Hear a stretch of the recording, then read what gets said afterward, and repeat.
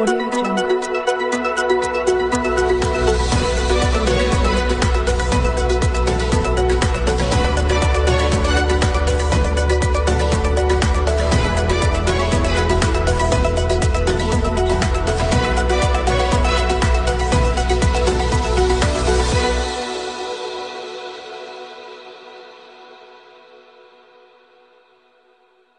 పర్యావరణ పరిరక్షణ కోసం పాదయాత్ర చేస్తున్న కృష్ణ సాగర్ని సన్మానించిన మాజీ మంత్రి.